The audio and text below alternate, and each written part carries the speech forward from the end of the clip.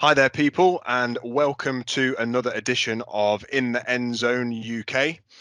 My name's Dom, and today, not sitting across the table from me, but many, many miles away at his place of work, an army camp in Blackpool, Big Dave. How you doing over there, Dave? Yeah, good. Bit rainy up here, but it's been a busy week. Ready to record podcast number 4. Lovely stuff. Yeah, it's been an interesting week. Interesting week of football. I'm calling this episode "Broken Records." It's got a number of meanings as to why I'm calling it "Broken Records," but it's probably going to start with the fact that me and you are going to sound like broken records because the Seahawks sucked again this week, and the Giants sucked again this week. Yeah, 0-3. Not a great start. Absolutely not. And the Seahawks are definitely not off to a flying start in our division either. Another reason why I'm calling it broken records is because there was a number of actual broken records in the NFL this week. We're going to talk about that a little bit later. But yeah, we are coming to you from a separate location today. I'm in the End Zone HQ, and Dave is on location. Looks like, according to our videos, that we're both sat in stadiums. We wish we were, but we're absolutely not. It is the magic of the computer screen. So, the first one I want to talk about is the records that have been broken. So before we get to any games, before we get to any of our segments, let's talk about some of the records that were broken. I mean, the first one to talk about is this week we witnessed the longest touchdown ever in the NFL. Longest touchdown ever recorded in the NFL. Jamal Agnew, a returned field goal attempt, which is a weird scenario in itself, for 109 yards for the Jacksonville Jaguars. It was a hell of a play, wasn't it? Yeah, I mean, when you're risking it, the irony is it was going to be a new record field goal. I think from like 66 yards or no, It was 68 68. It yards. was 68. Yeah, it was. Yeah, which would have obviously set the record. Uh, Caught just underneath the pipes and ran all the way back. Um, Yeah, absolutely nuts. Insanity. I would have popped Mm. 2 hamstrings and probably broke my back attempting to run that 109 yards. I think there's I been wouldn't have two. got I to think halfway. yeah. I think there's been an interception for 109 and Cordero Patterson's got 109 yarder as well. Oh, was he? But yeah, Okay, yeah. So I think that's the nice. third. So he was the third person to do it. But yeah, it's yeah. I mean, you physically cannot get any further on a football pitch. So No, what can I no. say? Good Otherwise, he'd effort. have been out of bounds, wouldn't he? I mean, he Yeah. had one the week before. Jamal Yeah, yeah, Agnew yeah. had a kick return the week before, which is impressive in itself, and then to do it again, that's crazy. But if listeners are out there and you've not seen it, it's one to YouTube because it was a hell of a run. He just catches the ball from a kick that goes underneath the posts and just he must beat I don't know how many people, shrugs off a number of tackles. He's got some wheels. He's definitely Yeah. got some wheels. And I'm sure he Yeah. accumulated a number of fantasy points as well. So that was record breaking number one. And then record breaking number two was also for the distance of something. And that was the longest field goal completed in NFL history. 66 yards. Justin Tucker for the Baltimore Ravens, a walk-off field goal, 66 yards that hit the crossbar and bounced over. That's nuts.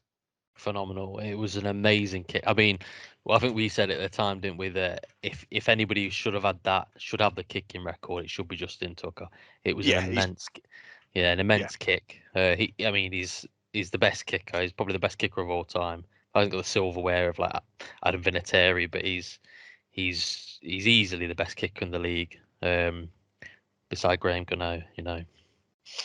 Graham Gano is pretty automatic, but in this circumstance, he is no Justin Tucker. He's No. he's he's definitely the best kicker ever. I think he's got to be a gold jacket as well, right? At this point, Oh, I think. yeah, 100%. I think, Yeah, and the good thing about it is that it's probably going to the two things that have happened in them two games. They get the longest field goal is just going to make kickers want to kick like further. either an equally Yeah, longer or, yeah, yeah. um, and then you've got on the other hand, if you do kick it, guess what? It could be going Jamal Agnew all runs the it in way for a back. touchdown. Yeah. Yeah, So yeah, yeah. you need to be careful who you're kicking against. Definitely. I mean, that is crazy that we had one that was attempted for 68 this week, missed for a touchdown, which became the longest play of all time, or one of, and then a kick that actually was completed at 66 that was the longest play. So that's records being broken everywhere. Yeah. And still, yet broken records, but we haven't mentioned the Seahawks or Giants as of yet, but we will do. Yeah, Giants could probably be the first team to go 0-17 in the NFL season if they keep playing the way they are. Potentially. I bet Matt Prater's absolutely spitting feathers. Yeah, he won't be happy. He won't be happy. And then lastly, in terms of broken records, well, I say broken records. This is just a record that's been held for a long time, so we're still going to call it a record. The Chicago Bears. The Chicago Bears averaged a total of 47 yards in their game against the Browns. They averaged 1.1 yards per play. That is atrocious. And not only that, that's the most atrocious performance since 1979, where guess who? The Seattle Seahawks. Was it? The Seattle Seahawks in 1979 had a game in which they had -7 yards.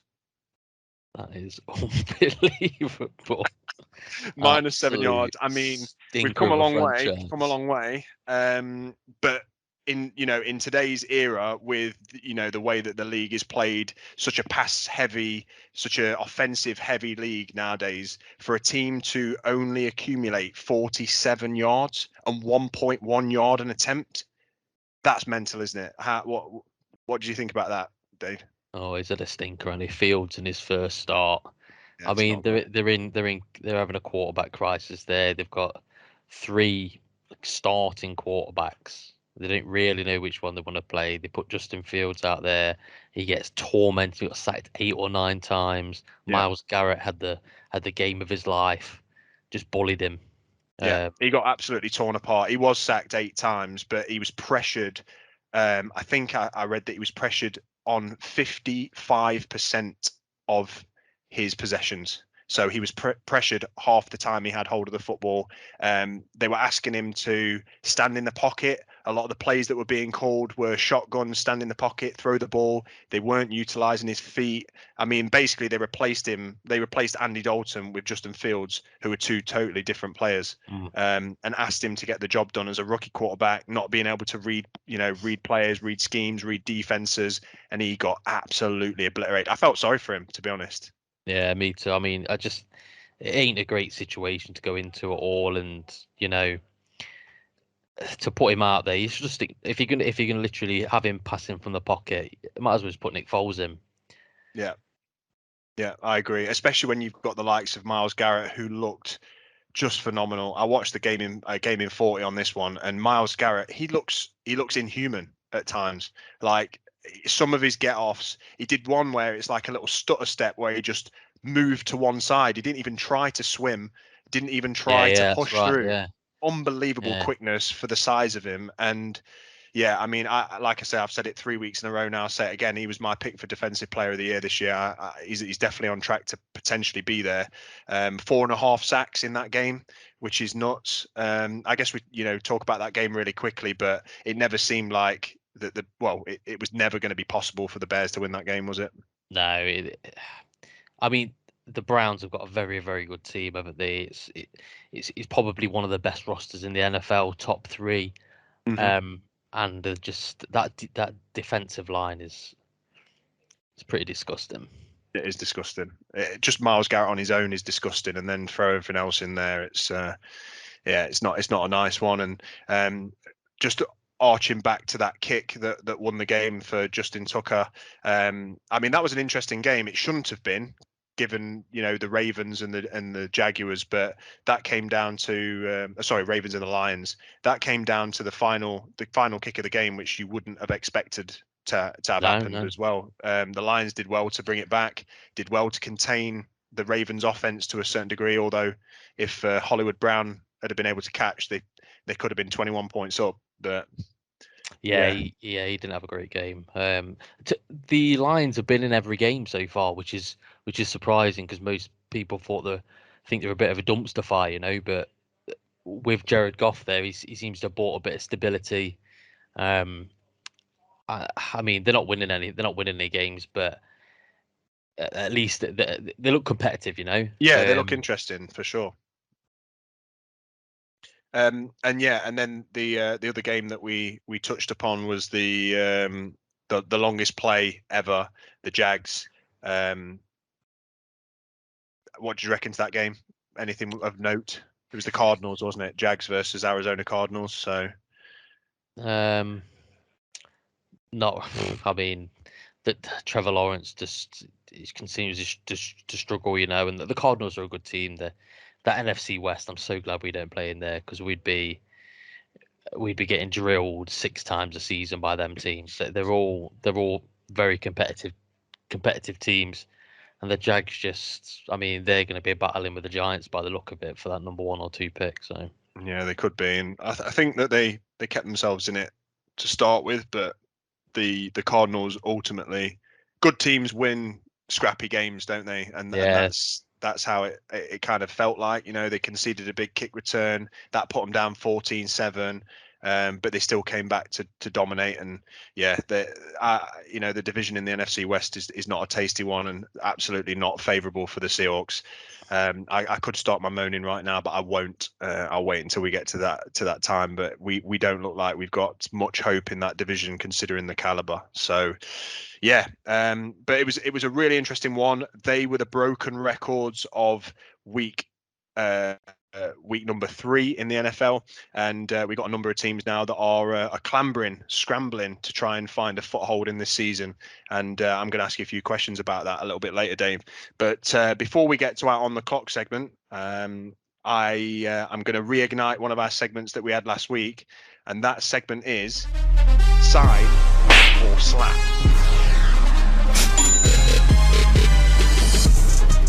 Yep. Favorite time of the week. Live for this. Live for slapping people, Dave. And I would live to sign people. So yeah, we're going to go for sign or slap. So if you could start as with the AFC, I want you to sign somebody from the AFC, and I want you to really slap somebody from the AFC. So from the AFC, I would sign Josh Allen this week. Nice. Yeah, especially after I slapped him last week. So yeah, I was going to say you've just took that slap back and you've immediately signed him. So was it your slap that got him to perform? Do you reckon? Probably. I mean, he's probably sat at home listening to this right now, getting himself geared up for this week. But yeah, no, he's he pulled it out. He basically exactly what we asked for last week. He showed the form that had him as an MVP candidate last season. Yeah, I mean, they obliterated. I think he had a rushing touchdown, maybe two. I don't know what his stat line was. He had 5 touchdowns total, four passing touchdowns and a rushing touchdown, which is a hell of a performance. Yeah, he's looking. If he can continue that, you know, he's just on a charge, especially with the Bucs losing. He's, you know, the MVP race, that is, you know, Tom Brady was kind of running away with it a little bit. It's sort of him, Matt Stafford. If people like Josh Allen can start putting in some good performances, they'll be right in there the conversation at the end of the season. Yeah, definitely up for grabs. And I think one thing that I noticed from the Bills is that they're kind of getting all phases of their game going. So they look a little bit dangerous in the running game. That addition of Emmanuel Sanders as a second receiver is proving to be a hell of a signing in the offseason. He looks like a number 1 at the moment. Yeah, and their defense is playing lights out at the minute. Lights out. They've conceded hardly any points. No, they're looking good. Like I say, like you said earlier, like good teams, they find ways to win games, and bad teams like the Giants, when they're winning, find a way just to give it up some easy points. But the Bills looking strong. So you're going to sign Josh Allen after slapping him last week. Who are you going to slap this week? Well, the person I'm going to slap this week, I highly doubt they're going to turn it around, but I'm going to slap a man who was drafted alongside the great Eli Manning, Big Ben Roethlisberger. Oh, I you am need going to to slap him. He Very doesn't good need a slap. slam. He needs a clothesline from hell, followed by a show-stopping choke slam and then a tombstone from the Undertaker. He sucks. Like Yeah. that Steelers team. Mike Tomlin has never had a losing season. I've got a feeling he's about to have one. They look awful, and they missed TJ Watt so badly this week. They couldn't get off. They couldn't. Their defense couldn't get the opposition off the field. And Big Ben, he's like one of those, those wavy men that are like outside car dealerships in America, just planted to the spot, waving all over. He's absolutely awful. He is I think terrible. I don't like the Steelers, but I do feel a little bit for him because he is turd. Oh, absolutely. And I've said it a number of weeks in a row now that I do genuinely believe that the Steelers, their downfall is Big Ben. You know, they've got so much faith in him, and he's been a Steelers faithful, and he's taken them to a Super Bowl. But the man looks just decrepit. Like he's got no zing in his arm. Did you Yeah, see some of the plays? Like he was trying to scramble and he just fell over like a yeah, lummox. Just a lummox, just pouring at the football, and I yeah, was like, "Come on, man, just give it up, just give it up." Even put Mason Rudolph in because yeah. he's bringing nothing to the table at all. I think you Mhm. bang on with that, and like you say, Mike Tomlin's in for a rough ride if they continue to play with him. Steelers, they could have a great team. You know, the defense is good, but as you said, without TJ Watt, they did not look good. They had a record low in pressures this week in their history. Yeah, Yeah, so that just shows you how badly they weren't getting to the quarterback. And TJ Watt, obviously highest played defensive pass rusher in the NFL, is somebody who you want on your team week in, week out, and they need him. yeah. They're the stinker. Yeah. His Mahomes like sidearm pass was like me throwing a loaf of bread, like just straight into your bread basket. Oh, it was one of the worst things I've ever seen, and I watched Yeah, Eli it's Manning bad. get sacked for years. It's But bad. He it's does need time to for give up. needs to hang So it he's up. taken a big old slap off Dave, a big old slap and a clothesline, and he's out of there. So on to your NFC. Who are you going to sign from the NFC, and who are you going to give a backhand? Um, I am going to. Can I sign two quarterbacks? Yeah, if you want. Yeah, I'm because just Josh Allen might not accept your terms, considering you slapped him last week. yeah. I am gonna say that I will sign from the Carolina Panthers, Sam Darnold. Interesting. Um, yeah, Interesting. I mean You he's could have probably clearly got him this season, to be honest. yeah. Yeah, I don't think he's better than Daniel Jones, but I just think he's in he's clearly in a better situation now than he was when he was at the Panthers, the Jets, sorry. So I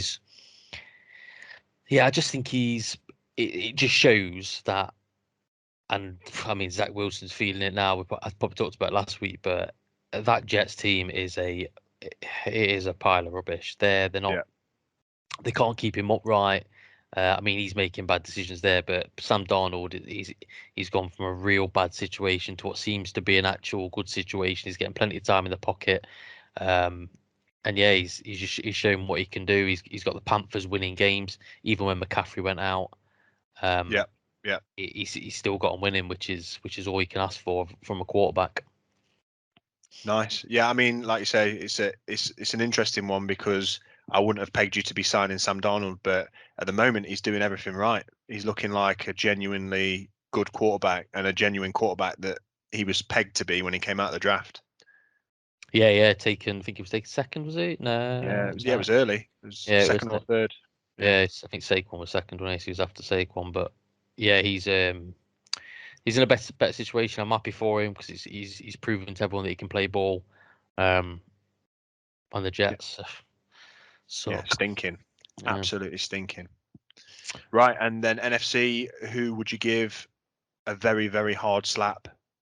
Yeah, I would give this individual a slap and a people's elbow. Jalen Hurts, the man sucks. He's definitely not the franchise quarterback for the Eagles, which makes me very happy because we have to play him twice. He was awful against the Cowboys. He got sacked numerous times through two horrible picks. Hmm. I mean, or well, to be fair to him, one was a slip by his receiver, which was picked off for a pick six. Yeah. But the He's other had one, 2 picks now, isn't it? Diggs for the Cowboys. that's right, yeah, Yeah, he's looking yeah. good. And the other one, he was looking left, I think, to throw the defenders off to the right, and then he quickly turned to his right, threw down the field, but he threw it into double coverage, and he got picked off. It was a terrible throw, and they got the breaks beaten off them by the Cowboys, who were Yeah, looking very good, especially on defense. yeah, Well, for sure. the takeaways, their actual defensive numbers aren't impressive. They're bottom 25 in everything defensive apart from takeaways, but Hmm. it's deceptive because they're putting so many points up. Hmm. That's Nice. me. Okay. There are your signs and there are your slaps. Yeah. Let's go then. Who would you sign and who would you slap from the AFC? Okay, so from the AFC, I've tried to go a little bit different here, and what I would do is I would sign Kareem Hunt from the Browns in the AFC because their situation is dirty. They've got 2 running backs that can do absolute damage, and that's not fair. They don't need to. They don't No. need to. You don't need to when you've got Nick Chubb, and then you've got Kareem Hunt, who this week can come into the game and get a few more snaps than he had last week and look like an every down, destructive, powerful, just elite back. He was shrugging people off, juking people. He's got power. He's got pace, and the Seahawks running back situation is dire. Chris Carson, as much as he popped a good run this week, it was just a good run, and every so often he has flashes of being a top 10 back. Then he fumbles the ball, then he can't get anything going, then he has got about as much movement as me. It's not good, and I don't have a lot of movement, so I would sign Kareem Hunt from the Browns. I think it would change the Seahawks offense because Hunt can do everything you ask of him, and it would just take one more weapon away from the Browns. Fair play to him, for having such a dynamic pair of running backs. And I think that really is where their offense just choose from every single week. And as long as they can get both of those guys going, they're a force, man. And I'm worried. But I'm also excited for the Browns because I think fair play. They've done real nice things in their roster. So I'd sign Kareem Hunt. Yeah, completely agree with you. And they've got an embarrassment of riches at the running back position. And what pains me is the fact that in back-to-back years, we could have signed Nick Chubb and Nelson, the guard, who Hmm. are two absolute world beaters, and we signed two Mongs. But anyway, back to the back to the Browns. Yeah, they're unbelievable. I'd probably say like Nick Chubb is an absolute monster, but Kareem Hunt, because he can catch out the backfield, he probably adds a little bit more of like a dynamic the Seahawks would need, with Yeah, Russ exactly. rolling out. Yeah, it'd be a great pickup for you guys. But I mean, fair It's not play to happening. them. No, fair Yeah, play it's to not them. happening anytime soon. You can stick with Mongol Carson. Yeah. And then I would so I would have to slap and this wouldn't be a proper bitch slap. This would just be I'd have to walk up to him and just give him a quick one around the face and say, "Come on, you're better than this." I would definitely slap Trevor Lawrence. Okay. The guy's coming out of college as a unprecedented talent, somebody who's never lost a game, a regular season game in his entire career.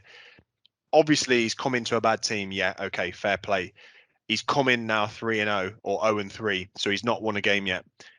But he's making very silly decisions on the pitch. That you could, yeah, okay, he's young, and yeah, okay, he's not played in the NFL before. But the epitome of it was the flea flicker trick play that they had on at the end of the half. This could have sparked something for the Jaguars at that point, and he was immediately under a bit of pressure, but he just made the wrong call, wrong read, threw off his back foot and threw a pick six. You can't be doing those things. You need to be safe. And he's got to trust I think he's got to trust his ability. He's got power in his arms. He's got power in his legs. He's quick. He's mobile, and he can make throws. I'd just be slapping him and saying, have faith in yourself a little bit. Make some of those more dangerous passes. Put that ball downfield. He's done some all right things in the last few games, but he looks also very, very, very average. So I think he's better than what he's got on the table at the moment, and I feel like he might have just been given the wrong kind of motivation. So I think tough love and a slap. Yeah, he's obviously came out of all the hype, reportedly the best college prospect since Andrew Luck, and he's not shown any of that. I think it's obviously difficult because the team he's gone to a garbage, but he just needs. Yeah, I think you say. I think well, this is the problem, isn't it? These college teams, it's not equally balanced like the NFL. If you can say the NFL is equally balanced, but the college definitely isn't. You've got one good team per sort of like division in college, and they get all. So basically, he was on an NFL team playing a load of average Scrubs. Joes, that aren't gonna that aren't you know what I mean? They're going to be salesmen in 2 years or whatever. And then you come to the NFL, and I think it was Urban Meyer, their coach, said that after one of the losses that it's like playing Alabama every week because basically you're playing it essentially be playing the best college teams every single week is what he's. But I mean, why is that a surprise to a coach? You come into the I don't NFL know, where players are if they're not the epitome of best position on the field, they're cut or they're dropped or they go somewhere else. You're playing against the best of the best, and even the players that aren't great are still good enough to be starters in the NFL. Like they're, I don't know. But I think you're right. Don't know why Yeah, it's a surprise to him. What an idiot. yeah. I think when these people are used to winning all the time, it's the reality of what they do, and they need to turn the Jags around, like the Browns have turned the Browns around. Start getting some of these, and that's what you've got to do. You've got to build through the draft. They're a rebuilding team, and they need to commit to that rebuild. Realize they aren't winning now. Be happy maybe if they get 3 wins because they're going to get a top 3 pick. And just build through it. They've got some good pieces. So. That's what they need to do anyway, and it looks like, by all accounts, that's exactly where they're going to be. Top 3 in the draft, more than likely. So we'll see what happens. See you there. Yeah, maybe. On to my NFC slaps and signs. Then I'm going in this one for 2 coaches. So. Oh, okay. In the NFC, I'm going to sign Sean McVay. Obviously, it's probably quite an obvious one, but from my perspective as a Seahawks fan, Pete, he's an old school Pete Carroll. He's an old school vet, very, very, very established and prestiged coach. Won Super Bowls, won a Super Bowl with the Seahawks. He's had a great reputation for a number of years, but for me, his time's been and gone. It's gone now. His defensive schemes that we've played over the years have worked with the right personnel. He's still trying to play the same schemes with the wrong players, and we're getting absolutely burnt.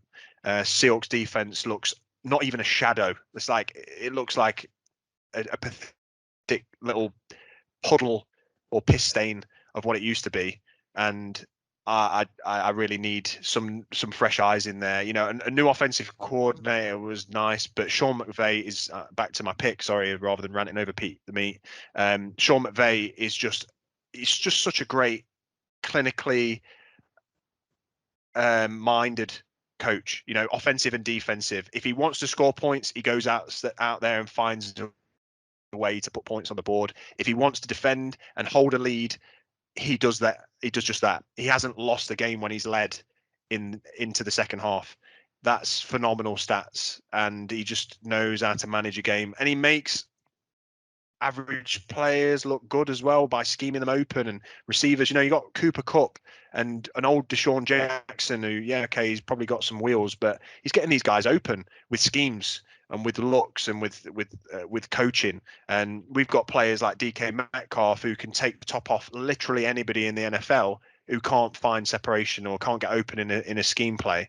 And I'd just love to take Sean McVay and see what he could do with the Seahawks. I think the Rams are Super Bowl bound with him at the helm. The only thing that could maybe stop him would be, the Bucs, and they didn't this week. So, that's where we're at. So Sean McVay would be who I would sign, and then who I would slap. I'd slap Matt Nagy, the Bears coach. Bears head coach. I think more than a slap, he needs to be slapped and fired. I think his time has far gone with the Bears. And I mean, I've seen this on tweets and Instagram posts and things from diehard Bear fans who actually have been, supporting Matt Nagy's tenure in Chicago. But even now, the faithful of Chicago are wanting rid, and I totally understand why, because the guy's got no idea. Bad coaching throughout the game, bad game management, and then throwing your quarterback into a scenario where he's bound to not succeed. Playing a scrambling, running quarterback that's got athleticism into essentially trying to turn him into a pocket passer in that game. It was a bad choice. So I'd be slapping him. And I'd be giving him his P45 out the door. See you later, Matt Nagy. Peace. Yeah, he is absolutely trash. And to top it all off, he's still not gone firm on who his quarterback is. He's still saying that, like, we're 3 games about to start week 4 of the regular season, and you still don't know who your quarterback is. Yeah, he's not got a clue, has he? Andy Dalton was not successful in Cincinnati, but they were garbage. He then had the best part of 12 games or 11 games with the Cowboys. Yeah, amazing receivers. You can't get better. Like, you can't get a better. You struggle to get a better offense than what they've got. And then he's now gone to the Bears, and he's not getting the job done. Hand the keys over to the young quarterback. Get rid of Nagy, because he sucks. End of. Yeah. Nice. So that's it.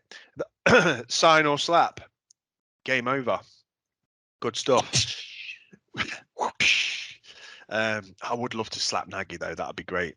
I don't know what I'd prefer to do more: slap Nagy or sign McVay. Probably sign McVay. Cool. So we're now then going to move on to our main segment, on the clock segment. We're going to go through all the games that were played this week, and we're going to give a rundown of how they finished and some of the key takeaways from those games. So, Dave, on the clock, we're going to start. We're going to talk about the game that was played just last night, as we're recording this on a Wednesday, and that was the Philadelphia Eagles taking on the Cowboys from Dallas. Yeah, an NFC special. What can you say? The Cowboys absolutely battered the Eagles. I'm not sure if, I mean, a perfect result for me would have been a tie, but I mean, I need them to lose every single game they're playing at the minute with the way we're playing. But no, Dak's come back. He's easily going to win Comeback Player of the Year. I don't unless he gets injured, there's nothing stopping him. He's stepped back in and he looks better than ever. Clearly, like I say, he's got a great surrounding cast. But he's looking great. And on the other side of that, you've got the Eagles, who are starting to play like everybody thought they would at the start of the season, and they just can't get anything together. Their offense looks poor. I mean, they got a takeaway. They got what would have been a safety, but it was I don't know if he threw it or the ball stripped from him, but it was a defensive touchdown in the end. It was basically a fumble in the end zone that was caught before it hit the ground by Fletcher Cox, which turned into a touchdown. So was not a good one for the Cowboys, but that was about as positive as it got for the Eagles. Yeah, I mean, the Cowboys are continuing this. Like I say, statistically, their defense isn't good. It's not good in stopping the run, stopping the pass. But for some reason, they're taking the ball away more than anybody else. And that's what they started to do at the end of last season. So they've carried that trend on. And that's what, if you're getting defensive scores, they're points that your quarterback doesn't need to be on the field. You're continually keeping their offense on the field, but limiting them to no points. So Yeah, absolutely. I thought that Ezekiel Elliott actually looked like old Zeke a little bit more in this game as well. He had a bit of power and spring in his step. He bullied his way into the end zone for a touchdown, which just looked like nobody was stopping him. I think I'm obviously not a fan of the Cowboys. I don't like them at all. But I think it's hard to say that Dak doesn't look like he's come back, like you said, better. And that Zeke's just a nice addition to have when you've got Zeke playing well and his understudy Pollard also playing well, and then receivers like CD Lamb mega catch on the 1 yard oh yeah, line for right a at the deep start of the ball. game, yeah. Yeah, class catch. So you got a lot of players on that team that can do bits, and yeah, the Eagles do look turd. They don't look like they're going to bring anything to the table. I thought they could be the worst team in football this year. Maybe not the worst, but they're definitely trending towards that way. So it was an interesting game. Finished 41 to the Cowboys, 21 to the Eagles, and that was a generous 21, as we said. The cheeky defensive score should have taken away another 7 points, so it should have really been a total destruction for the Cowboys. Yeah. Good stuff.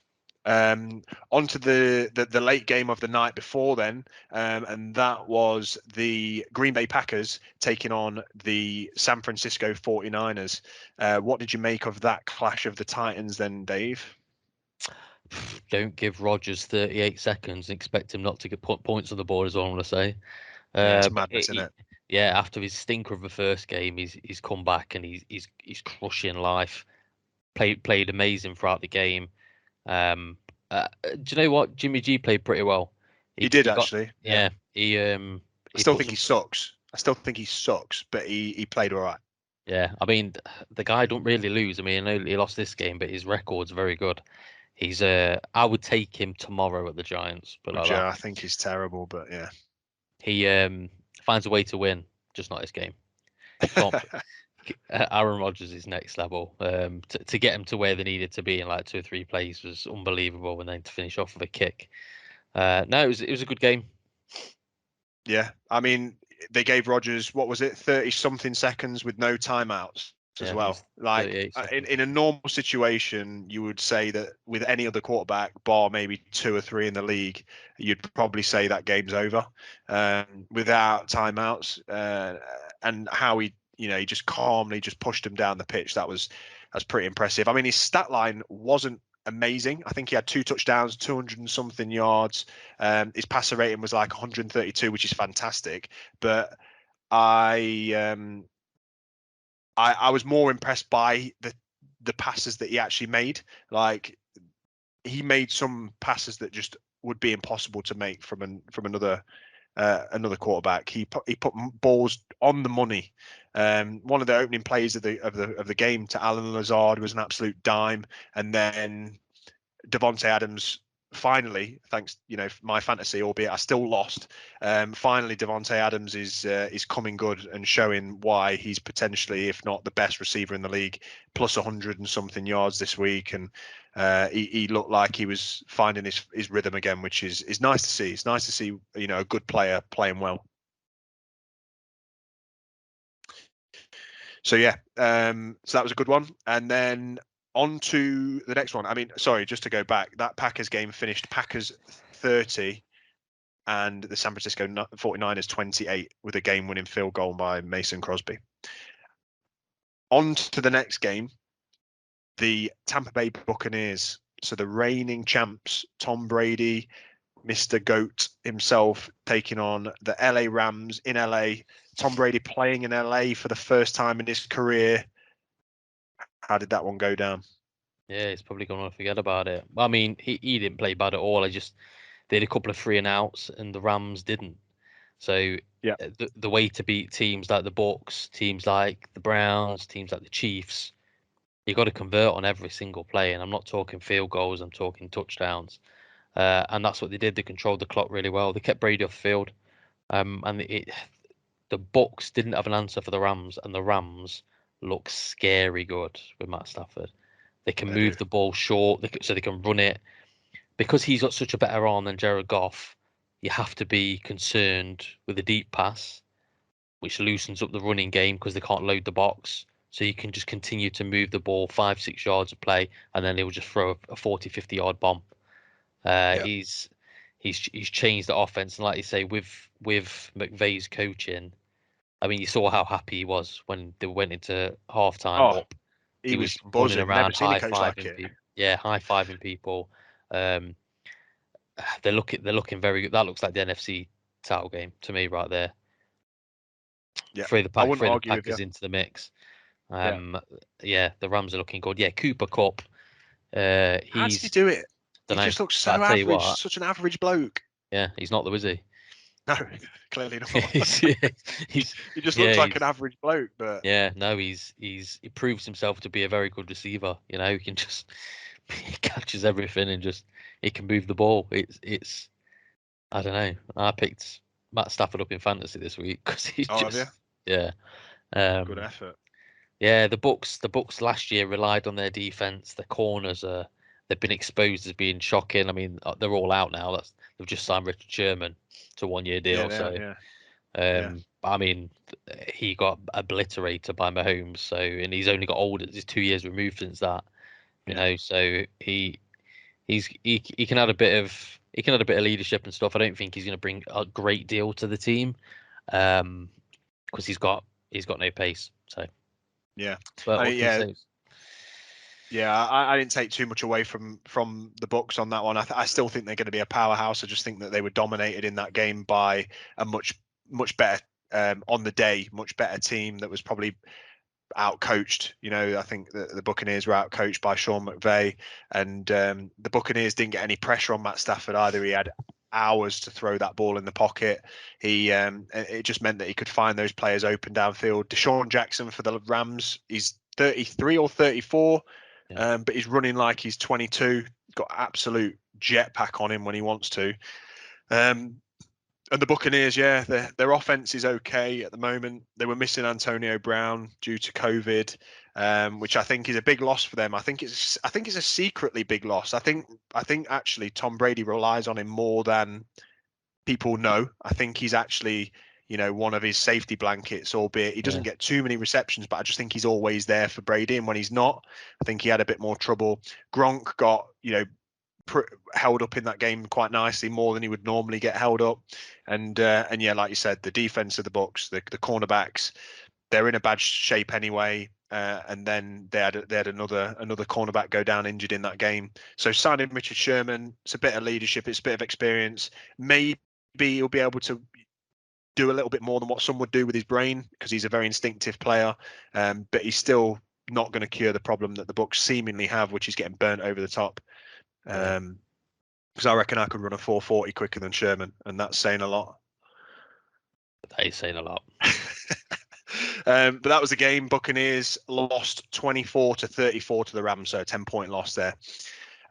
Next game we'll talk about is, or we won't really talk about, but the next game is Dolphins versus the Raiders. So this is the Miami Dolphins played the Las Vegas Raiders. This game finished 28-31. There's not too much to say about that game, to be honest. Dave, was it kind of went the way that people expected. It was a bit of a garbage type game. They had Miami Dolphins had Jacoby Brissett playing quarterback. He doesn't look like he's got any kind of skill or threat throwing the ball, and even when he runs the ball, it seems very, very stretched, and he doesn't look like he's going to make the yards. Then he does make the yards, but he takes big hits. Yeah, they lost, and the Raiders have gone undefeated for another week, and I think that's a bit generous on them as well, actually. Wow, yeah. Derek Carr's leading the league in passing yards. So Yeah, yeah. But yeah, that game again finished 28 Dolphins, Raiders 31. We'll see how that pans out in their divisions moving forward. On to the next one, which was also very, very dismal affair, which is the New York Jets playing the Denver Broncos. So the Jets actually got shut out in this game. 0 points for the Jets, and the Broncos managed to put up 26 on what was a just dire defense of the Jets and an even more dire offense on the Jets. Yes, they were up against a good defense of the Broncos, but anything to take away from that one, Dave? That shitter of a game? Not really. The Broncos are 3-0. I mean, they played poor teams. They beat us. They beat the Jets, and I think they beat the Jags. Yeah, so they've played 3 teams with 0 winning record. Yeah, so their record's a bit padded, but I mean, they move the ball well. Teddy Bridgewater looks very good there, but he's a very steady Eddie quarterback, and he's doing what he needs to do to win. The defense is their strong suit. There's a couple of takeaways again in this game. Yeah, no, not really much to say. Broncos 26, no. Jets 0. One takeaway from that game is that Broncos have had another wide receiver go injured, and that's going to be out for a number of weeks now. So KJ Hamler is also down for the Broncos. So that's Jerry Jeudy and KJ Hamler, 2 really exciting prospects that have recently come out of the drafts for them. So that's only going to apply the pressure when the Broncos actually are challenged to face a winning team. Which could be this week, actually. Yeah, I think they've got a bit more of a challenge this week. On to the next game. We touched upon it earlier, so don't need to spend too much time on it. But this was the Buffalo Bills playing the Washington football team. The Buffalo Bills won this battle 43-21. Josh Allen had a very, very good day. As you stated earlier, Dave, when you said that you'd sign him, 5 all-purpose touchdowns, back to MVP quality, great team around him. Defense looks like it's playing top ball, albeit they conceded 21 points to Washington, but it never looked like it was in danger. And the Washington football team, they do not look, number one, they don't look like they've got a good defense, and that was pegged to be a top defense coming into the year, and their offense stinks. Yeah, it's they haven't got their quarterback. Taylor Heineke, I think, is an improvement over Fitzmagic, but at least Ryan Fitzpatrick, he's going to throw the ball away, but he's going to put yards up, and I think that's what they're missing. They're missing the points to stick in with these games. The defense has been such a letdown on what it's stated to be, so yeah, good for me, bad for them. So yeah, definitely good for the division of the Giants, but not good for the Washington football team. On to the next game, which we also touched upon a little bit earlier. This was the Arizona Cardinals taking on the Jacksonville Jaguars.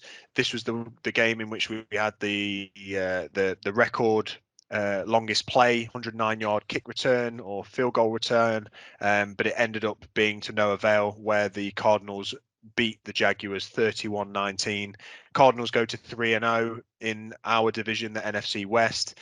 They're topping the table at the moment with the LA Rams, and they look dangerous. They look like they get the job done. Like I said, scrappy games. This was one of the more scrappy games for them.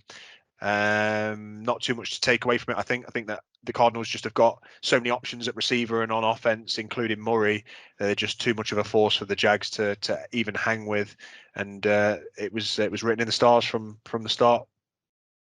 Yeah, I mean, without the special teams touchdown, they put 12 points up, and I don't want to say this, but no, they got 1 touchdown. The Jags did. You thought they might have been all field goals. Yeah, I mean, they're that poor, but yeah. So not much to say about that game. I think it's just it's one of those things. A 3-0 team playing an 0-3 team. The next game we'll talk about is the New Orleans Saints taking on the New England Patriots in Foxborough. And this one went as I assumed it would, and was a bit of a dominant performance for the Saints, beating the brakes off the Patriots, 28 to the Saints, 13 to the Patriots. And this was a game where I thought that Mac Jones showed that he was a bit of a rookie in this one. Yeah, he'd not thrown an interception in the first 2 games, and then managed to throw 3 in one. So he had his rookie game. He threw 51 passes. That's crazy. I bet he got a sore shoulder this morning. Yeah, I bet it'd be icing that elbow. Yeah. And then Jameis Winston 321, 128 yards and 2 touchdowns. So, and These are ridiculously low stats for Jameis Winston, aren't they? Like in terms of yardage, he's throwing almost no yardage, and yeah, okay, 2 touchdowns, but he's throwing touchdowns with not much yardage. It's just a weird dynamic to see. I just think it's strange, like his first game, 150 yards and 5, and 2 touchdowns for 100 and something. He's not putting on a spectacle, that's for sure. He's not the Jameis Winston at Tampa where he was just tossing that ball downfield. Maybe he's being more safe, clinical, but one of his touchdowns was definitely a throwaway in the end zone, which accidentally got caught by one of his players. Yeah, I think the commentator said at the time, like, name a more Jameis Winston throw than that. He's getting sacked by 2 players, throws it up in the air. Fortunately, he gets pulled in by his receiver because that should have been a touchdown. Should have been an interception, sorry. Definitely should have been. But like I say, when luck's on your side, Yeah, for sure. And within that game, I can't remember, but did Kamara look like he was back to his normal self because he got shut down the week before? Was he a big factor in this one, or not so much? He had a receiving touchdown. I don't know if he had. Well, I'm going to say that he definitely had a rushing touchdown as well. No, he didn't. So he had 89 yards rushing off 24 carries. Okay. But he had 1 touchdown, 1 from a reception. Okay. I mean, that's not great numbers for Kamara either, is it? For 24 attempts, 89 touchdowns. It's not what you'd expect to see from him. No, I think the Patriots defense is all right, but it's just when you're giving the ball away 3 times and giving the other team 3 extra possessions, you're not going to win games. No. And I suppose the Saints were dealing with a short field for the majority of the time. Yeah. That was it. The Saints put 7 points up in the first, second, third, and fourth quarter. So 7-7-7-7 to the Patriots, 0-3-3, and then a garbage one at 7 in the fourth. So it was obviously a bit more of a dominant performance by the Saints than it actually looks in the scoreline, which is an interesting one. Moving on then to talk about maybe a bit more of an exciting game. We mentioned it a bit earlier, the Ravens versus the Lions. This one was tight all the way to the end, but the Ravens won at the Lions at Ford Field. Nice place to go in when you're kicking, I suppose, because it's a dome, so there's no wind. So Justin Tucker had the benefit of that, and he kicked that game-winning field goal, 66 yards, bounced off the bar and over, and took the victory away from the Lions, who, to be fair to him, actually looked okay up until that point. They hung with the Ravens as closely as the Chiefs did the week before, and the Ravens just managed to get it done. And I think that that's a lucky win for the Ravens. I don't think you can class that as a deserved win. It's a deserved kick, but I don't think it was a deserved win. Lamar Jackson didn't get them to the position that they needed to be really for a field goal, and the Lions just lost out to a hell of a play by Justin Tucker. But 19-17 to the Ravens. Anything else to take away from that one? No, I mean, I think again, it's a deceptive sort of like scoreline in it because the Ravens should have had at least 2 more touchdowns from Hollywood Brown, but he couldn't catch anything. So I think what should have been a blowout became down a close game, which obviously gave us the exciting finish with the long field goal. So no, I think that the Ravens will be all right in their division. They're a playoff team. Yeah, for sure. Moving on, we move on to, again, one we spoke about a little bit earlier, which is the Bears playing the Browns. So the Bears went into the Browns' house and they lost 26-6. As we said earlier, it was one of the most, if not the most dismal offensive performance in the last 30-something years by the Bears, and the Browns just looked dominant on both sides of the ball. Very, very steady, great defense, a lot of penetration from the defensive ends, and they shut down Justin Fields, and then the offense did exactly what it needed to do through the hands of Kareem Hunt, Nick Chubb, and Baker Mayfield. And interesting one on that one was Odell Beckham was back as well. Yeah, he was. How did he get on? 77 yards. 5 receptions, 77 yards. 15 yards of reception. That's pretty good.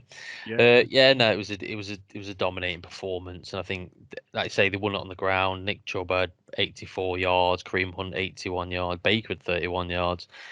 So they did what they need to do. The Bears, like I say, poorly coached by the head coach, and if you're not going to commit to a quarterback, you're going to get that kind of play from him. Not that he had much of a shout, because he was terrorized by the defense of the Browns. Moving on to your favourite man in the world and my favourite man in the world, Big Ben Roethlisberger. The Bengals took on the Steelers. You slapped Big Ben earlier. I'd love to give him a slap as well. So I'll piggyback your slap. You can slap him. He can turn around into one of mine. And they lost. Bengals 24, Steelers 10. Yeah, I don't even want to talk about him. He's awful. Yeah, fair play. I think fair play to the Bengals for actually putting up 24 points on, albeit a bit of a ragged defense of the Steelers. It's got some injuries, but to put 24 points up on that unit, I think is pretty impressive. And I think that Joe Burrow maybe needs just a little bit of credit. Him and Jamar Chase seem to be finding each other at least once a game, and fair enough. Yeah, and an interesting one on the Steelers defense. Mika Fitzpatrick is the worst graded safety in the league at the minute. He's giving up giving up the most yards and pass completions. He is not having a good season so far. No, that is not good, because I reckon going into the season you'd have put him in your top 5 safeties. Oh, for sure. That's nuts. Yeah. What's wrong with him? Need glasses? Needs some of that laser surgery that James Winston's had. Definitely does. Right. Okay. Moving on to what was a surprise. It was definitely a surprise for me. A surprise game in the AFC, big divisional. This was the LA Chargers taking on the Kansas City Chiefs. So let's go into this one, Dave. The Chargers beat the Chiefs at Arrowhead. Very loud, good atmosphere stadium, and they beat them 30-24. What happened there? They just, like I said before, you've got to convert on these plays, make the most of your possessions and get touchdowns. And the Chargers were better. They picked Patrick Mahomes off twice, although he still had 3 touchdowns. They had a 100-yard rusher. So this is the Chiefs had a 100-yard rusher. Mahomes had 45 yards, but they just couldn't get it done. I mean, I'm glad to see him lose. Sometimes it's nice to see the cocky side-handed throws go to the wrong player, or through the hands of the right player into the wrong player. But if you keep, you play with feathers, you're going to get your balls tickled every now and again, and that's what he tends to do. So it's nice to see him. And I'm a fan of Herbert as opposed, not a massive fan of Mahomes. But yeah. No, I think Herbert did what he needed to do. Was pretty clinical on the day. He's 26 of 38, 4 touchdowns, no interceptions. What more can you ask of your starting quarterback? No, it's an amazing stat line and an amazing performance. He did look like the better quarterback on the day, and there's no two ways about it. I mean, I'll always battle against anyone for the talent that Mahomes has got, for sure, because he just has from my perspective. But things weren't going well for the Chiefs, and they started the game 3 drives, 3 takeaways. So they had the ball taken away from them in the first 3 drives that they had it. So that's a very, very, very tough position to start in. They still managed to eventually get a lead at some point in this game, but the Chargers just seemed resilient. They didn't look like they got worried when they were down. I think they weathered the storm that was the inevitability of Patrick Mahomes putting some sort of points up, and credit where credit's due. I actually don't think that the credit is due to the coaching whatsoever. I thought the Chargers coaching was fucking woeful, excuse my language, but I just thought it was just terrible. They went for it on fourth at the end of the game. They got lucky because it was a penalty that actually drew the fourth conversion as opposed to the play that was called. They then went to convert a touchdown when they should have just ran the ball and kicked for the win, which gave Mahomes 32 seconds and a timeout to go down and get that done. And the general Mahomes that most people know would have gone and got that done. It was just obviously a bad day for him. He threw a bad pick, and that was all she wrote. But from my perspective, that game was the Chargers to throw away, and they nearly did. They nearly did, but fair play. Yeah, you can't give the likes of Mahomes. We said it earlier with Rodgers. You can't give Rodgers, Mahomes, Brady. You can't give them a minute on the clock. With which, I mean, the lucky thing was, I mean, they could have kneeled it out and then took a field goal. I think, seeing as maybe they don't trust the kicker that much, they didn't want to put that pressure on him. They were on the 15-yard line, though. Come on. Yeah, I know. Yeah, I mean, they've been missed before, but. Mike Williams had an absolute stormer of a day. He did. He had a great day, and I think that. I think the Chargers. Looking at the stat line, you wouldn't say the Chargers won the game, but the takeaways. You give the ball away 5 times or whatever they did. That's 5 extra possessions. You can't win games like that, and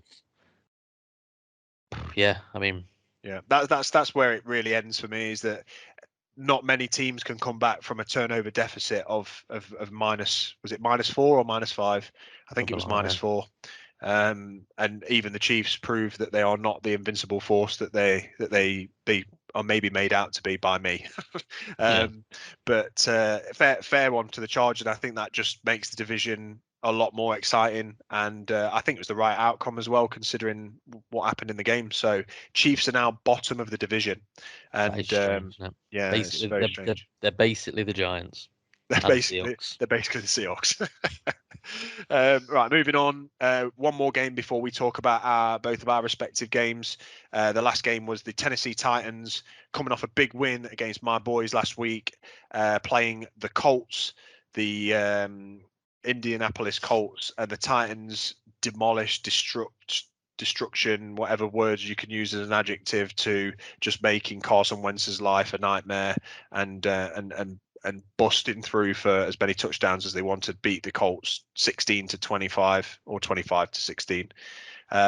What to take from that one, from my perspective, was that the Colts just looked outmatched in every aspect of their playing field. Really, it was just Titans had a better running back, Titans had a better quarterback, Titans had better receivers, Titans had a better defense, Titans got more pressure, and the Colts with a hobbling, a fully healthy, like Superman version of Carson Wentz is still dog shit.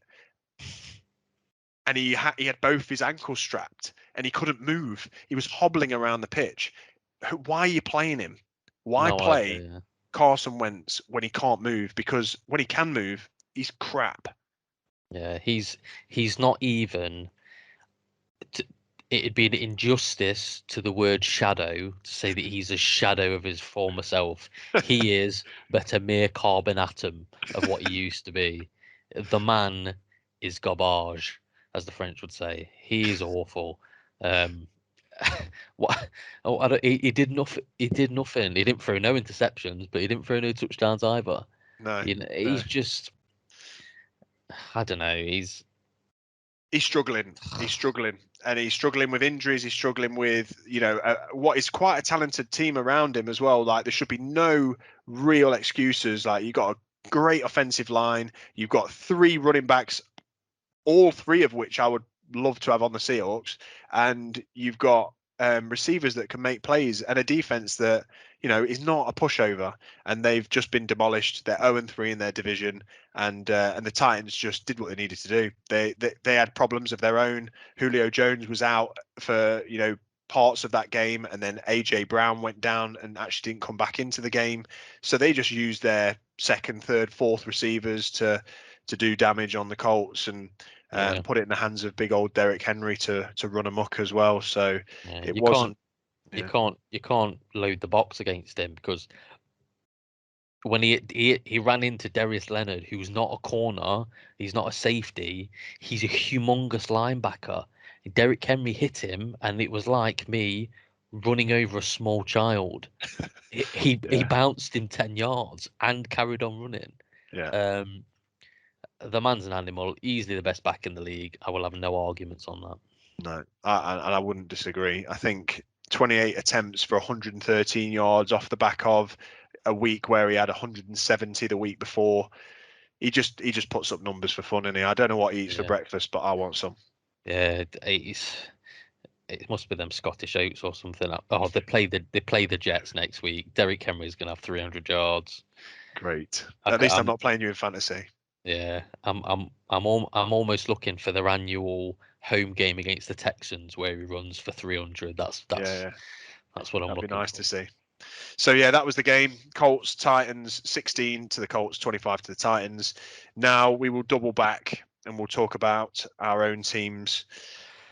Let's Yeah, start with the Giants. It was the first game of the week. Sorry, it was partly the first game of the week. One of the 6 o'clock games, early window, which just meant that Dave was sat angry for the remainder of the evening. But the Giants played the Falcons and what looked like a very dismal Falcons team as well. Finished 17 to the Falcons, 14 to the Giants. Dave, start us off with what you took away from that game. the Giants are not a good football team. I don't think they're. Uh, we went into the season with it. I mean, I say the same things week in, week out. We went into the season with high hopes for the defense going off the back of last year, and all the questions are about Daniel Jones. Daniel Jones has been easily the best player on this football team, not even close.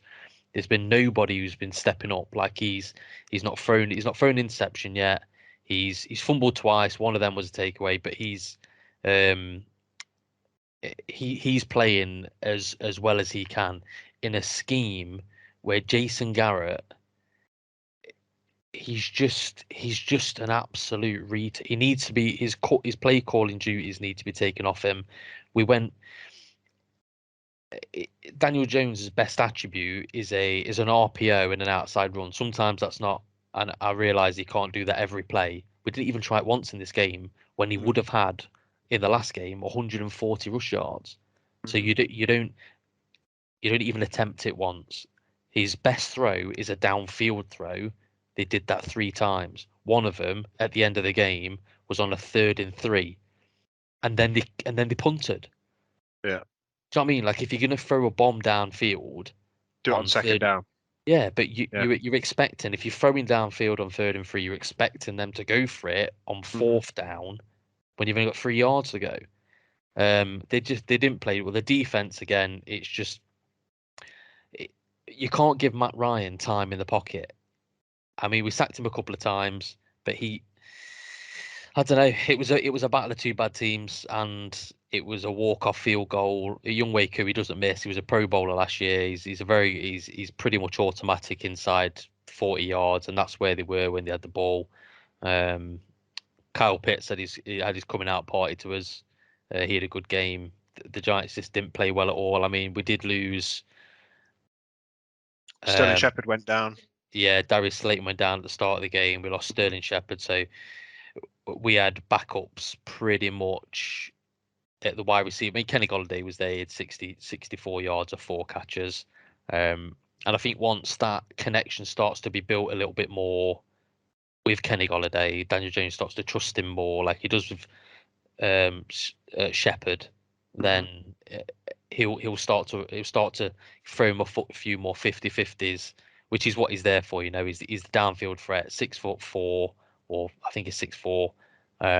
He's a big target, goes up and gets them balls and he catches them, but there's no trust there at the minute.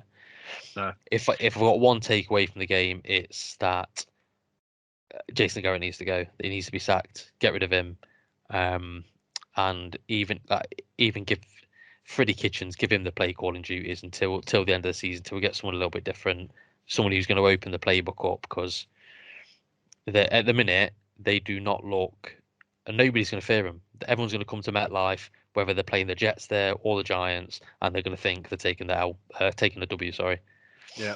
and that shouldn't be like your home field is your home field advantage. it was Eli Manning's Ring of Honor and jersey retirement. So they Didn't retired honour him number very well, 10. did they?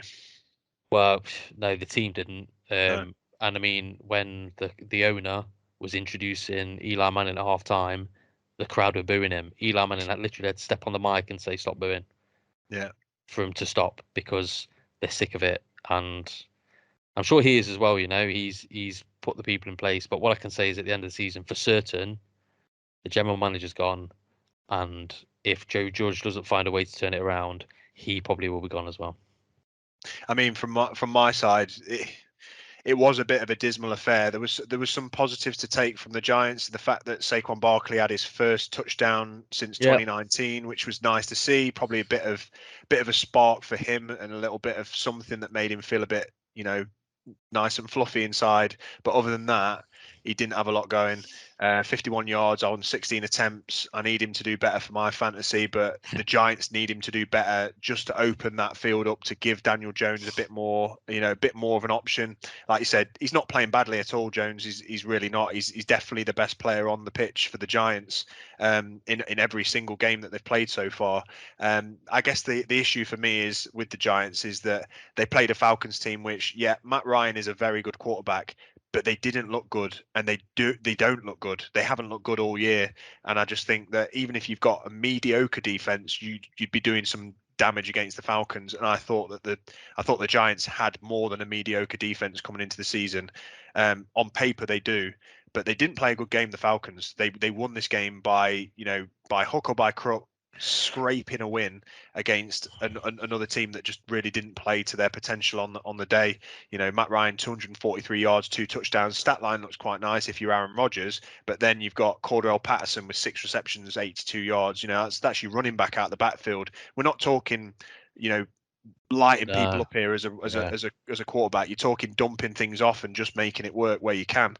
So the Falcons to me are, they're 1-2, but they definitely could be 0-3, and they definitely could go into the half the season without another win. I don't think they look good, and the Giants, like you say, they need to do something. They need to, if it's coaching, which it may well be, they need to get on that quicker, sooner rather than later, because at 0-3 going into this season, they could still make the playoffs, but they need to do something about it. Yeah, you're right. And I think the last couple of things I'll say is, I mean, the only chance they've got of getting to the playoffs is the fact that we're playing the NFC East, which is abysmal. Um, at the minute, the Cowboys look they're walking away with it, but it's we've lost Blake Martinez. He's out Such now. a wound, an Yeah, injury, yeah. ACL tear. So he's gone for the season. So now we're playing literally bits and bobs as a linebacking core, which He's your isn't best. great. He's your best defensive player, in my opinion. Best Yeah, yeah, defensive player yeah, by a 100%. long Yeah. way. Aziz Ojulari, our second round draft pick, he's had a sack in each of his first games. He's on 3 sacks now, which is great. That's a franchise record at the minute. So hopefully he can keep that up. It was a strip sack as well, which is nice. And I mean, this game is completely different if Adoree Jackson picks the ball in the end zone. Mm-hmm. You cannot, as an NFL starting corner, you cannot drop the balls like that. Like, it's cost us. But hey, It's football. on to the Saints. Bring on Jameis. Let's hope his laser eye surgery goes wonky. Yeah. All right, and then the last game of the week is my boys, the Seattle Seahawks, going into the Vikings town and playing them at their home field, and we couldn't get it done. The Seahawks lose 17-30 against the Vikings. It was a bit of a weird one from my perspective. It was kind of like a slight carbon copy of the week before, where the first half we came out, we looked dominant. We looked like our offense was rolling and flowing. Russell Wilson looked like he was on fire again at the start of the game. We actually did well, like we played very, very good football at the beginning of this game. We had a long rushing touchdown. Russ threw a nice ball into the end zone deep, and he had 200 plus yards. And then all of a sudden, we go into the second half and we don't actually even score a point this week. So all of our points came in the first and second quarters. The Vikings just continued to tick points over 7, 14, 3, and then another 6. So it wasn't the most exciting second half, battle of the defense. But from my perspective, it was one of those days where Kirk Cousins, if you'd have chopped his head off and thrown Tom Brady's head on it, it would have looked absolutely fine, because he had 323 yards, 3 touchdowns. He completed, I don't know how many passes he missed, but it wasn't many. And he just looked like he was putting the ball exactly where he wanted it. Mattison, who is their backup running back, had 112 yards on the ground. Well, with Dalvin Cook injured, it was an abysmal performance from our defense.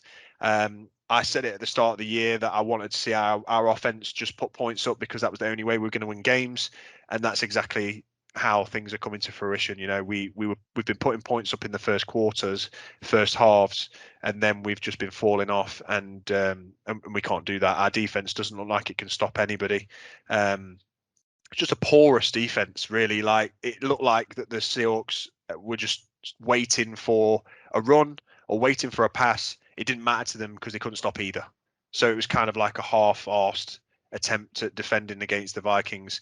And when you've got a Vikings that doesn't have Dalvin Cook at the helm, their best offensive weapon, and you're still letting their backup put 112 yards on you, you're letting Justin Jefferson put 118 on you, you're letting who's the man for the Vikings who scores all the touchdowns? Thielen.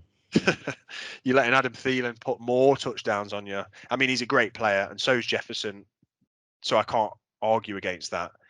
But we just don't have corners, and we don't have cornerbacks that can roll with good receivers, and we also don't really get the pressure that we need up front to be able to give those mediocre corners a little bit of an easier time. So when it all rolls on your offense, you'd look at the stat line and think that we had a good day. 298 yards for Russell Wilson and a touch.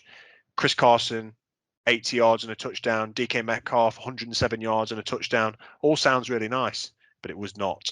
And in our division, if we were in another division in the NFC, I'd be feeling relatively hopeful right now. We're 1-2, so we're bottom of the division. I would be feeling more hopeful, but the fact that we've got the Rams, we've got the Cardinals, we've got the Niners. I mean, the Niners don't scare me too much. We're playing them this week. I think we can beat the Niners, actually. But just not getting the job done when you 17 points in the first half and then none in the second. It's a weird place to be as a Seahawks fan at the moment, and you need to be putting that ball in Russell Wilson's hands, stretching the field with the weapons that we've got, and we just aren't doing that in the second half. Too reserved. Rant over. Yeah, I mean, well, what's the saying?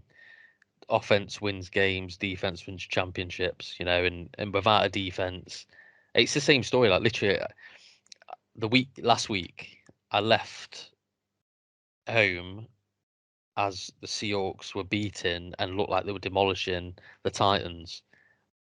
Get to work, they've lost. Yeah. This week, I'm sure you were 7 points up on the Vikings when I left, and then get to work. You've not scored a point in the second half.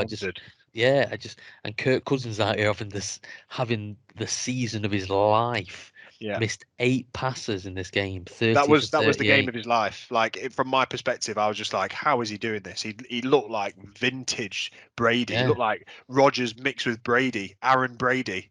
Yeah, and I mean, the Vikings, they should be 3-0. They've had some tough luck. And this was obviously it coming together, but when they've not got Dalvin Cook playing, you've got a better than average chance, or a better chance than you would have if he was playing, of being able to stop the run. But to have the best part of 150 rushing yards across a few people, I mean, even Kirk Cousins had 2 rushing yards. They're probably a quarterback sneak, wasn't it? But Mattison, 112 yards off 26 attempts. It's their offensive line just makes them holes, and the running backs can just get through it. I personally think it was to do with the game that we played the week before, though. Like, Bobby Wagner, 20 tackles the week before, and our young linebacker Jordan Brooks, who looks great at times and then gets exposed at others. They must have still been feeling that. You can't Oh, go to war with Derrick Henry and go into another game and feel fresh. You can't. There's no way. If Derrick Henry ran into me once, I'd be done for 3 weeks. yeah. I think honestly, I bet Bobby Wagner feels like he was running against a wall Yeah. all of last week. He was literally just getting hit by a bus 20 times or however many tackles he had. And then this week, I bet he's you can't be the same after playing somebody like that because No. it just takes so much out of you, I'm sure. But yeah, it's not great. Russ can only cook, but if your defense ain't helping you out, you ain't doing nothing. And the Vikings played a flawless game, scored points in every quarter. We're up, 7 points going into the half. Mhm. And then, yeah, like you say, add a three, then you're down by 10. So you're down by 2 scores. Then they had another six. It's if you're not going to, it's just difficult to come back from that, especially if you aren't scoring points and you just had a stink in the second half. It's just difficult to win games when your defense just ain't coming to play and you Yeah. can't stop them and they're getting them annoying little 7 yards, 8 yards, just constantly ticking over first downs. I mean, I don't know how many first downs they had. Oh, the Vikings in this game had 3 drives that lasted longer than 7 or 8 minutes each. They had one drive that lasted 15 plays and about 9 minutes. Like, Russ didn't get on the field, and that is the way to take on teams that have a good offense, and fair play to the coaching there. But it was just, there was just continuous pressure on our defense to get a stop, which it just never did, and that's because we're thin. We're thin. Besides Yeah, Bobby Wagner and Jamal Adams, and if I'm honest, Jamal Adams, I don't want to get into it too much now because I'm sure the time will come at some point in the season where you look at 2 first-round picks for a safety that basically pays in the box 70% of the time is a mistake. But it's looking like that because Jamal Adams on his day can look like one of the best players on the pitch, if not the best defensive player on the pitch. But when he's not on his day, the exposure it gives you today, today I'm talking about it like I've just watched it, but I haven't, but it's still burnt into my freaking mind. But he just kept dropping into the box and trying to get pressure on Kirk Cousins, and he couldn't get anywhere near him. He's like flailing around near him, yeah, just doing a big Ben Roethlisberger wavy yeah, man, trying to block a pass, and he didn't get anywhere near him, and therefore you're left exposed over the top. And Kirk Cousins must have been like, "Oh, cheers for that, thanks very much, doink." yeah. I mean, It's just looking at it, 28 first downs. They were 9 of 14 on third down compared to your 3 of 8.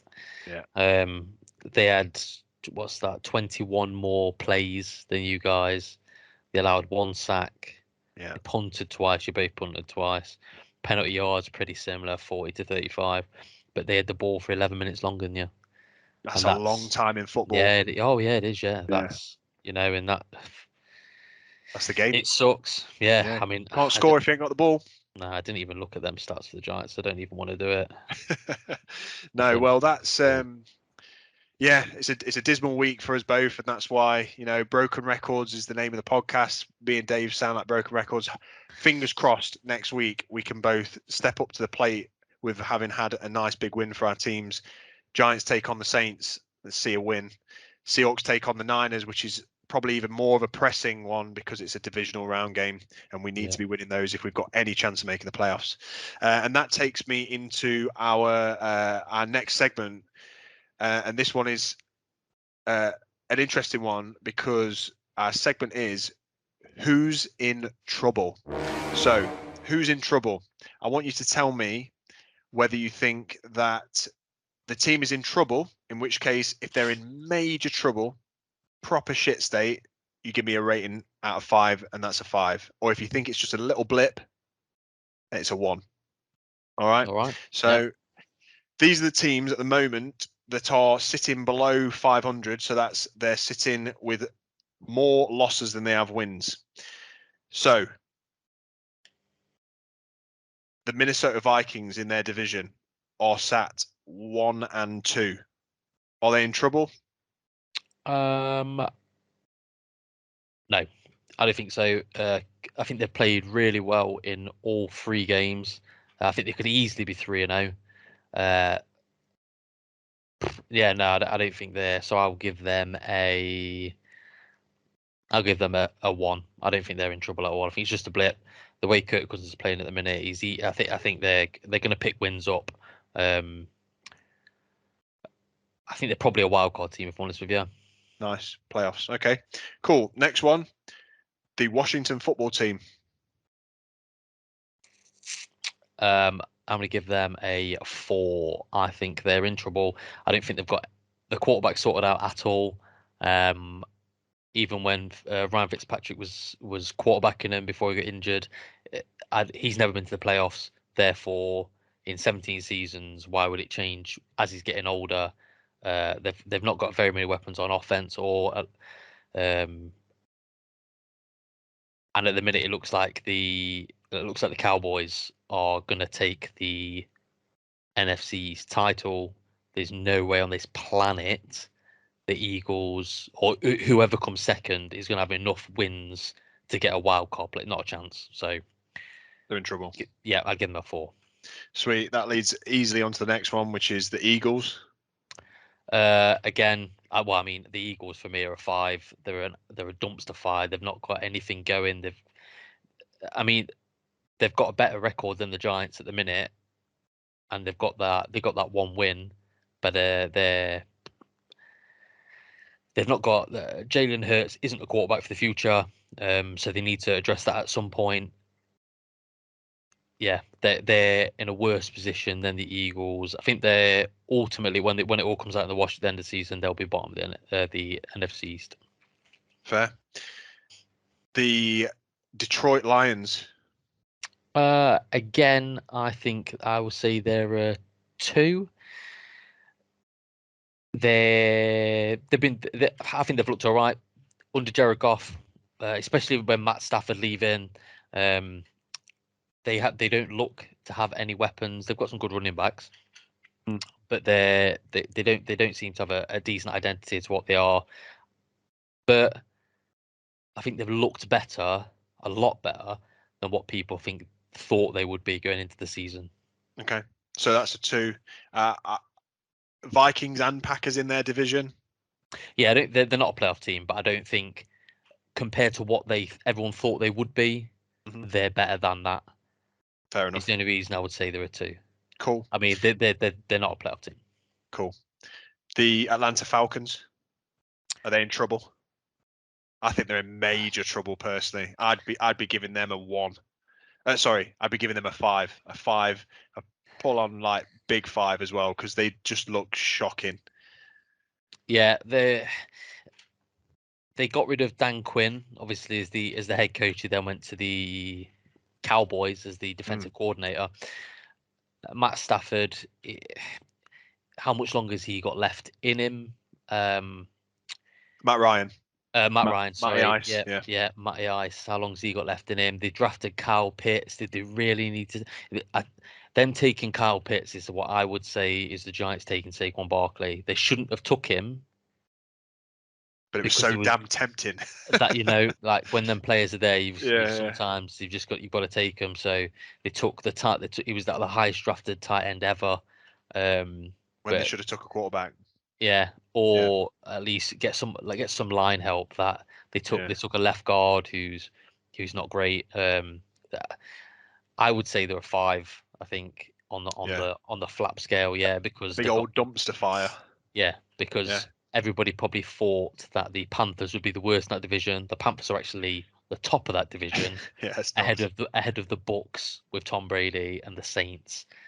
So they're certainly not a playoff team. And what does that say about my Giants? Yeah, that's true, and that leads me on to the New York Football Giants. Are they in trouble? The Giants are at a steady 4. We are. I mean, it's a 4 going on 5. We're up there with the Eagles. We thought we had the whole defense sorted out. We've not got the defense sorted out at all until they start playing properly. Everybody was loving Patrick Graham, our defensive coordinator, but he's not seemed to have he's not the answer for any of the teams they've played. Excuse me. Saquon's come back obviously off an ACL. He's not having the season that maybe some people thought he would have, but then again, he's coming off an ACL injury, so hopefully he gets back into it. It's contract time for Saquon Barkley at the end of the season. It's decision time for Evan Ingram at the end of the season. What do we do with him? There's Decision time for Daniel Jones.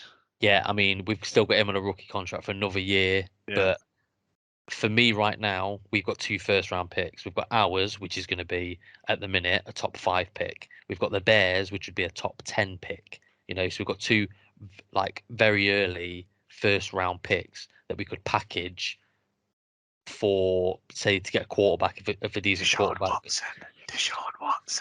Deshaun Watson's probably going to be in jail.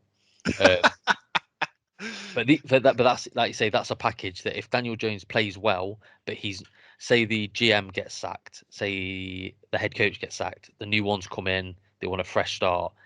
If Daniel Jones has a good season, he's a tradable asset.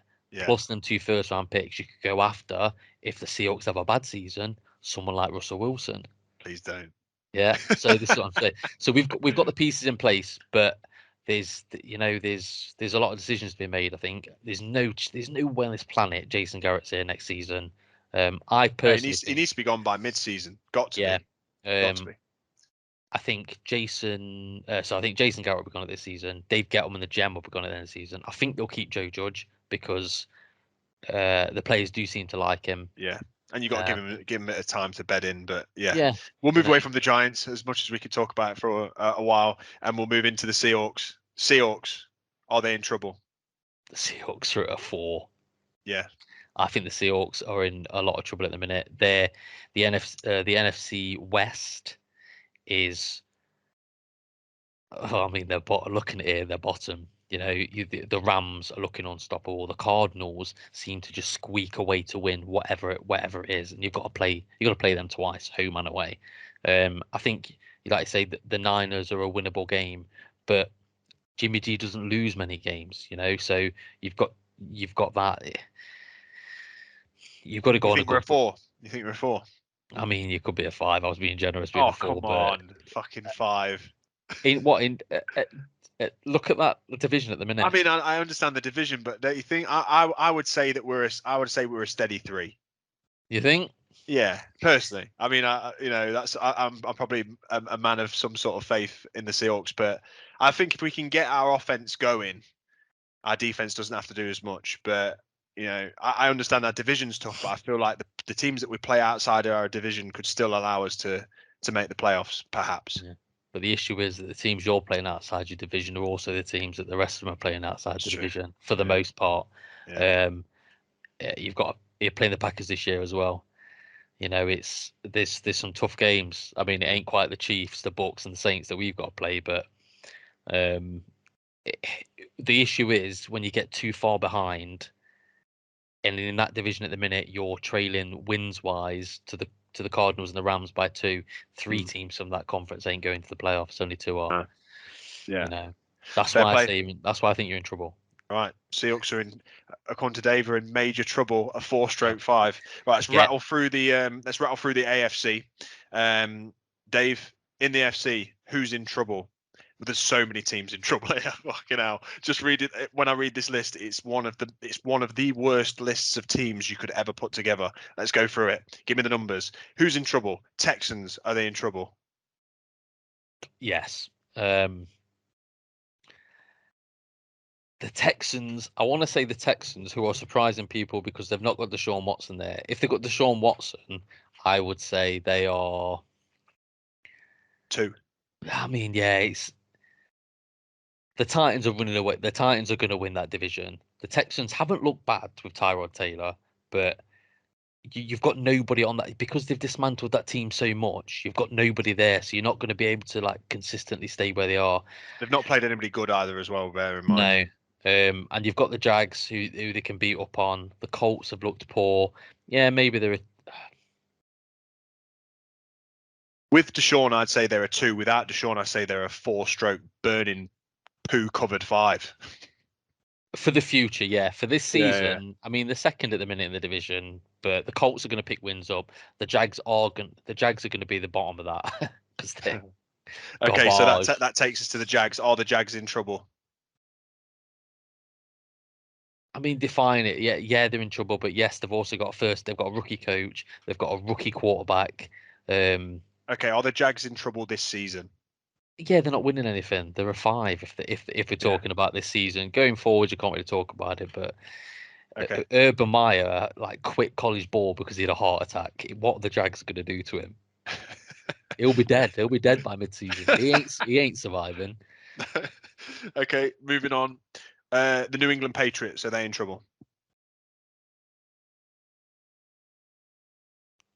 Yes, because they've got the greatest coach of all time. There are 4. They've got the greatest coach of all time, or like according to Tom Brady. Well, not according to Tom Brady, according to everybody else when he had Tom Brady. Now he looks like me, but just a Looks fatter like old. I Yeah, put a headset on and ate a few more McDonald's. Only a few yeah, more, mind. yeah. He's a skinnier version of you. Um, but yeah, the Brian Flores seems to have their number. Uh, at the Patriots, well, he seems to have he's a defensive genius, they say. But the Bills are winning that, and like I say, they're in the same predicament as like the NFC East, where you've got one team that's going to win it, and then the teams behind it aren't going to rack up enough wins to then get a wild card place. Mm-hmm. So it looks like he's missing the playoffs again. But what I would say is, if they've got Cam Newton, I think they're 3-0. Do you reckon? Yeah, I think he's just got the little bit of the X factor that Mac Jones maybe hasn't got. I know we said he's the best looking rookie of the rookie quarterbacks that have come out this year. But But they I all mean, look absolute steaming. yeah, I mean Trey Lance is probably lucky he sat on the bench, otherwise he's getting grouped in with them. Yeah. So yeah, no, the Patriots are in trouble, but nowhere near as much trouble as the team that's below them. Okay, so moving on to the New York City Jets. Are they in trouble? The Jets, if our scale goes up to 5, the Jets are a 7. They are woeful. Robert Salah, who obviously came over from the 49ers. I mean, I don't know what he needs to ship off back there because he's going to lose that. He's going to lose what left. He's got no hair anyway, He's but got he's gonna. zero hair. I was going to say he must have pulled every Yeah, single tiny strand of that out of his head. yeah. Zach Wilson. I mean, they put up 20 points. He looks like genuinely right now, and I was actually, I remember Yeah, you saying were to you you, were I very was a high on him. big fan coming out of the draft and what I saw in in college and on his pro day and things like that. He was moving nicely. He's got a powerful arm for his size, but he honestly looks like somebody's taken a blazer and a tie off somebody running around a school field in England and just thrown in the wall and gone, here, mate, have a go at this. He looks Yeah. about 12 running around with fully grown, proper, big old men, and they're just tossing him about. He's throwing balls to the wrong people. He looks like he's in an absolute bag of trouble. He's in a world of hurt, and it's only going to get worse. They're like I say, they're playing the Titans this week. They're going to take the ball off him, and then I don't know, just beat him with it. He does not look good at all at the minute. I would say no, it's too early to say. You can't say after 3 games, but he doesn't look good. No. He's just throwing too many interceptions. He's going to set the record for interceptions. 100%. Moving on. So the Colts, Indianapolis Colts, are they in trouble? Oh yeah, they're a massive 5 for the team that should be competing with the Titans for that number 1 spot. The Colts have looked abysmal. And everybody was so high on Carson Wentz going back to Frank Reich, and Frank Yeah, Reich was Wentz is the answer. Wentz is the answer. yeah. Well, when Frank was the OC at the Eagles, that's when they went on the Super Bowl run, and Wentz looked amazing. He was the MVP. He was basically the MVP if he didn't get injured. Mm. He then got injured, and MVP Foles took the reins. But everybody thought that would be the answer when he went back there. He's looked awful. I mean, everyone should know now how we feel about Wentz. Yeah, The I man, think so. the man's made of the thinnest glass going, and he's just a ginger nightmare. He's awful. Okay, moving on to the Miami Miami Fins, the Dolphins. Are they in trouble? They're sitting second. I'm going to say they are. I'm going to say there are 3 because they're Medium in a, trouble. yeah. I think everybody expected the Bills. So how they're sat at the minute. So Bills 1, Dolphins 2, Patriots 3, Jets 4 is probably how people would have said that division was going to stack up. The reason I would say there are 3 edging on a 4 is Tua looks awful. He doesn't look. He looks like if you touch him, his body part just falls off. He's injured all the time. He was injured in college. He's a weird left-hander, so it kind of puts it throws everything out when you got. Yeah, I'm a left-hander. yeah, he's a spacky left-hander as well, people. But it throws people off. Your left tackle becomes less important than your right tackle. Plays become a little bit. It's just I think it's more difficult for players who have played with right-handed quarterbacks to then go to left-hander. Yeah, it's got to be Everything just strange. looks off. Yeah, it's got to be strange. And like you say, for your pass protection, it's got to be strange because your right tackle then becomes more important than your left tackle, and the way that players probably genuinely instinctively move probably changes as well, doesn't it? I reckon there must be players that know roll into their right quarterbacks. They must know how what kind of routes to running right instead of running left. So yeah, it's probably got something to do with it. But like you say, he's built like a box of matches, and he just goes down in flames if he gets touched, and yeah, it's not a good thing, and that's why I think I'd put the Dolphins higher. I'd probably rate him a 4, pushing a 5, just because I don't think 2 was the answer anyway. He's gone down with bruised ribs because because he fell over, and or broken ribs even now, and I don't think that they've really got much else on offense. I think the defense is nice, but yeah, They're it's not. They're not like I don't want to use the word sexy team, but they're not all that. They're very. sexy. They're not very sexy. Nah, they're very vanilla, aren't they? There's no like panache to their team. It's No, just just like a load of turds just running around. I just don't really like them. right. I don't really like the So AFC East. I don't like the no, Patriots. no. I mean, this whole thing is not sounding good, and every team I could absolutely do without every week, to be honest. But you got to have them there. Speaking about sexy, the sexy Steelers, Big Ben Roethlisberger, are they in trouble?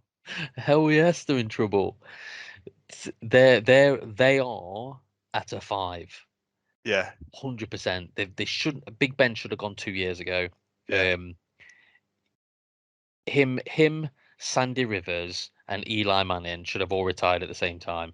yeah, Um, if I'm going to be honest, I think if Eli had a better offensive line, he could have played, but maybe a little bit longer. yeah. But like, I think Eli at the Steelers would have been way better than what they've got with Big Ben right oh, now, and probably 100%. for the last 4 years. Yeah, Big Ben. They've got the whole Steelers, like the history of them. They're a blue collar, rough team. They run the ball, they pound the rock. Yeah, and they've drafted that running back to do that to help Big Ben take the pressure off him. But their offensive line is they haven't got one. It's Yeah. like instead of having 5 blokes there, they've got 3. You Najee know? Harris, the running back that they drafted, he Yeah, had 20 attempted receptions in that game. So they tried to throw the ball to him 20 times. A running yeah, back. yeah, That's more than any receiver gets targeted in the game. yeah. He's not Le'Veon Bell. No. He's a big running back. He's there for pounding the ball. He doesn't specialize in catching out the backfield. I mean, yeah, you have to be able to do that now as a back, but 20 has to be asked to catch the ball 20 times. It's not going to work if that's your game plan. And No. like I said before, Mike Tomlin, oof, Yeah. He's gonna they're be in. pissed. Yeah, they're in for a losing season. If I was them now, I would literally be looking for a trade mid-season. I'd be going, Big Ben, you're done. Jimmy G, come here, because if Yeah, they could anyone, somebody do like that. that, their receivers aren't bad. No, Okay. there's enough for Mitch Trubisky is backing up at the Bills. Mm. Nick Foles, get one of them in. I mean, how good does Mitch Trubisky look now? Yeah, compared. Take him Yeah.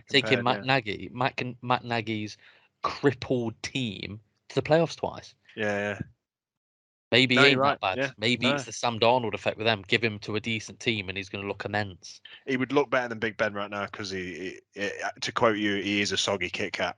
Yeah. Moving on. Couple more teams. So the the last team on the list, bottom of their division, the Kansas City Chiefs. Are they in trouble? No, one.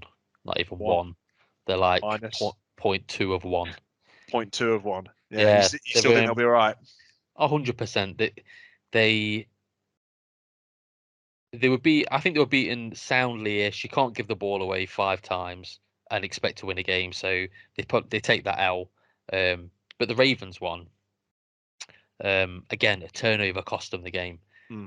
So we all know what the Chargers, the Chiefs are. They're probably going to go and win the next 10 games. They've got to play the NFC East. So that's 4 easy wins there. Hmm. They're going to beat up on. They're going to beat up on the bad teams. They're going to be in the AFC title game, aren't they? It's going to be them and the Browns. That'd be a I good don't. game. I don't think they've got anything to worry about. That'd be a good game. All right, that's the end of who's in trouble, and it turns out everyone bar the Chiefs. Yeah. If you Everyone's bottom in your trouble. division, guess what? You're in trouble. Yeah.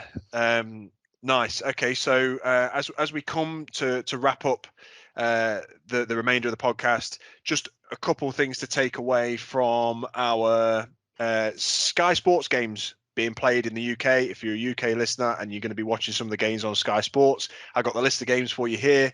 Just going to give you the top things to look out for in these games. There's some good ones as well. There's some bad ones also. So the first game being played on Sky Sports this week is the Jacksonville Jaguars playing the Cincinnati Bengals. Not too much to look out for in this game, I don't think. I think mainly we want to be looking to see what Joe Burrow can do with his relatively high-powered, I say in inverted commas, offense against what is a very, very bad Jaguars team. If the Bengals actually have anything about them, I think they need to make a statement here and just comfortably beat the Jags. What do you reckon?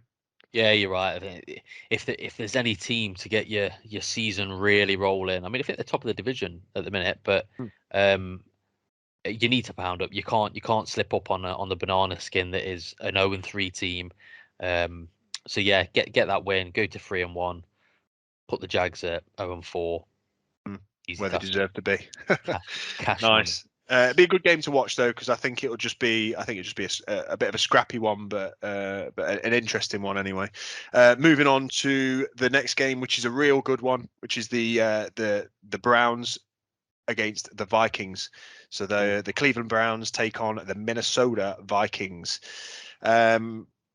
Takeaway from that one, I think, will be this is a test for both teams, as in they've both played some tough, tight games, or at least the Vikings have. The Browns have played some easier opponents, but I think this is the one where one of the teams needs to make a statement. I think it's whoever wins this one genuinely does make a statement. I think if the Browns win, they go, right, we are playing to win. We're going to the playoffs. We can beat good defenses. We can stop good offenses. And I think if the Vikings win this one, I think that makes even more of a statement. I think that basically says, watch out, Packers. We've had a rough couple of games, but we're coming for you.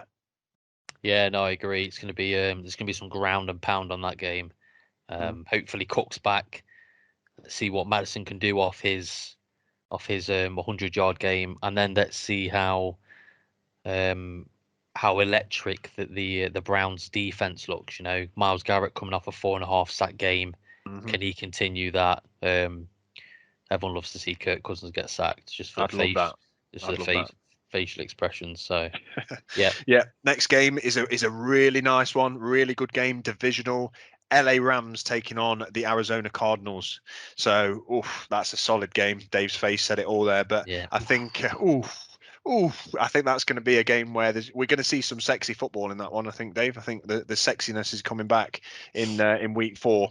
The Rams taking on the Cardinals, both undefeated, so it's good for me because one of them has to lose, unless they draw, which again is probably a nice one too for the Seahawks. But I think in this one, I think the Rams take it I think the Rams exposed the Cardinals a little bit, just for the fact that they're a bit of a team that's just scraped by, had a little bit of luck. But I still think it'd be an exciting game, and it's a big one because I think the winner of this one wins our division, I think, this year. Oh yeah, it's a great game. But yeah, you get to see a poised Matt Stafford behind his offensive line, picking defense apart, and then Kyler Murray running around like a little child with his hair on fire, and then just throwing a 70-yard bomb for a touchdown. So yeah. Yeah. That's so if you want to see anything like that, give it a watch. Yeah, not kids on fire. Not kids on fire, but a good football game. Yeah, we don't want to see kids on fire. Raiders versus the Chargers. So the Las Vegas Raiders versus the LA Chargers. Not a bad game at all, I think, on paper, but also not one that's going to make you want to jump out your seat too much. No, Chargers defense coming off sort of 5 takeaways. Let's see what they're like against Derek Carr, who's been spreading the ball around, getting it to a lot of receivers. Yeah, should be good.